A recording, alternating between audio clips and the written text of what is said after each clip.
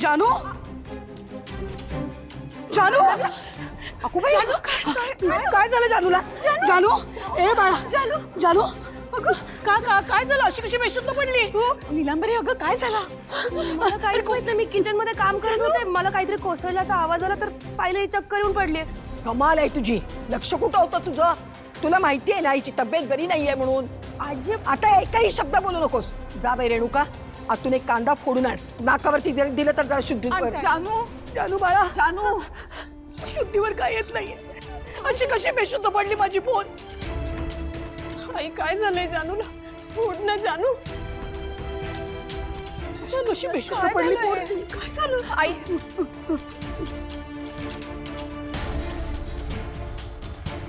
जानू जानू ठीक आहेस ना बाळा?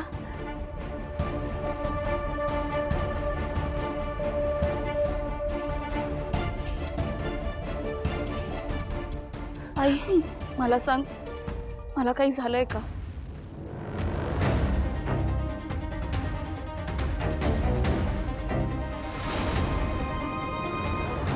आई प्लीज खरं सांग, माझा मेमरी लॉस झालाय का?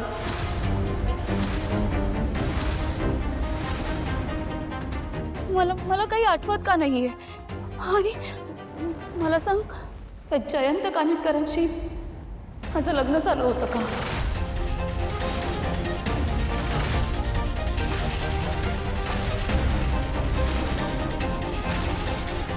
आई सांग ना, असं काही आहे का? सांग ना प्लीज. असं कोणी सांगितलं तुला? नीलांबरी वहिनी.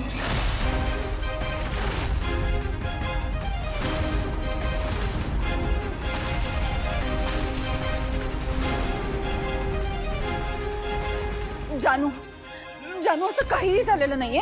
हे बघ, हे सगळं खोटं आहे. खरंच ना भावनाताई? हो ग बाळा, हे काही नाहीये असं.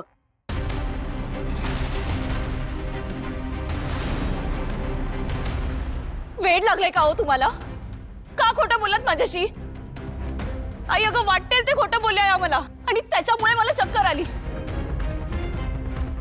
आई तुला माहितीये ना, मी सगळं काही सहन करू शकते, पण खोटं बोललेलं अजिबात सहन करू शकत नाही.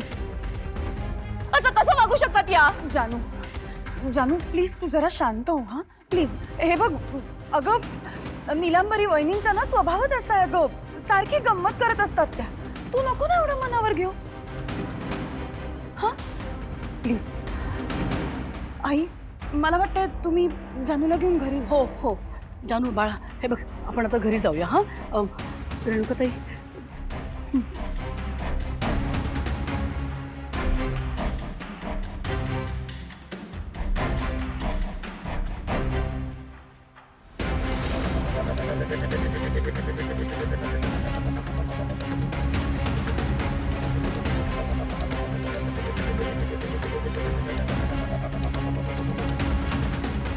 थांबा वहिनी.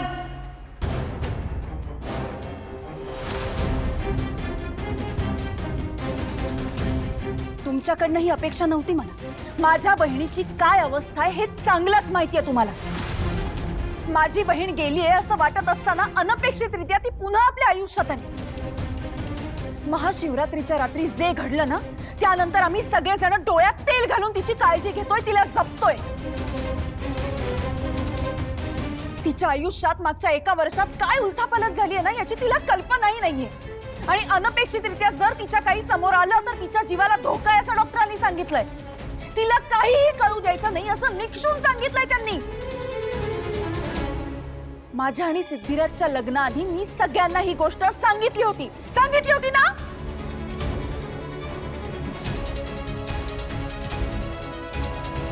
भावना अगं कदाचित तिने काका थांबा, मला बोलू दे. प्रश्न माझ्या बहिणीच्या जीवाचा आहे. यांची हिम्मत कशी झाली तिला सगळं खरं खरं सांगून टाकायची? वहिनी, जान्हवीला संशय येऊ नये म्हणून मी जीवाचा रान करतोय. आम्ही काय मूर्ख आहोत का दुसऱ्यांना लग्न करायला? प्रत्येक गोष्ट लपवतोय, तिच्या कलाने घेतोय सगळं. का? कारण हे सगळं तिला समजू नये आणि तिला धक्का बसू नये म्हणून ना. तुम्ही अख्खा भूतकाळ सांगितला तिला तिचा.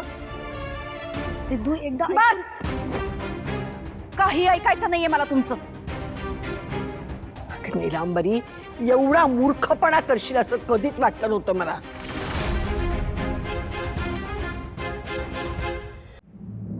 भावना अगं माझा नाईलाज होता. कसला नाईलाज? कसला नाईलाज झाला होता तुमचा? तुम्ही माझ्या बहिणीला डायरेक्ट सांगितलं की तिची मेमरी गेली. जे सत्य आहे असं मानून ती आता जगतीये ते सत्यच खोटं आहे असं सांगितलं. ज्या जयंतला बघून तिला तळपायाची आग मस्तकात जाते तो तिचा नवरा आहे असं सांगितलं तुम्ही तिला. कसला नाईलाज झाला तुमचा? भावना माझ्याकडे पर्यायच नव्हता म्हणून सांगावं लागलं.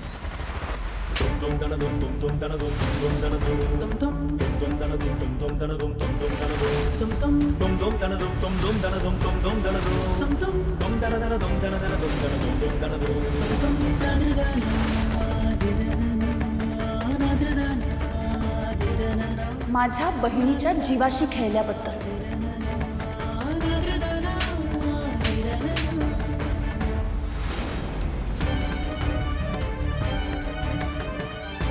माझ्या बहिणीच्या जीवाशी खेळूनही तुम्हाला अपराधी वाटत नाहीये ना, त्यासाठी. माझ्यासाठी जानू काय ना हे तुम्हाला नाही कळणार कधीच. माझं आणि माझ्या बहिणीचं नातं, आमचा बॉन्ड कसा होता तो कसा आहे हे तुम्हाला कधीही समजू शकत नाही. पण जर का माझ्या बहिणीच्या जीवाशी खेळण्याचा कोणीही प्रयत्न केला ना तर त्याची हीच अवस्था करीन, लक्षात ठेवा. आई थांब. अरे याआधी माझ्या आणि भावना विरुद्ध अनेक कट कारस्थानं रचली गेली आहेत. जर जीवाशी खेळला जाणार असेल तर हीच शिक्षा योग्य आहे. भावना मी खरंच सांगते, आजवर या घरात मी माझ्या अकलेने काहीतरी केलंय का?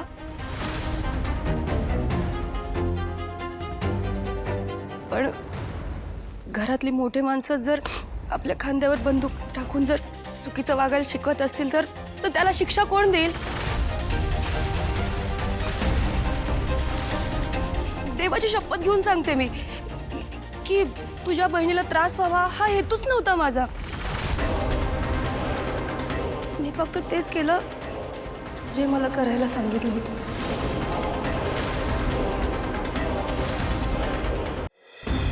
ह्या घरातल्या सगळ्याच गोष्टी तुला माहिती आहेत.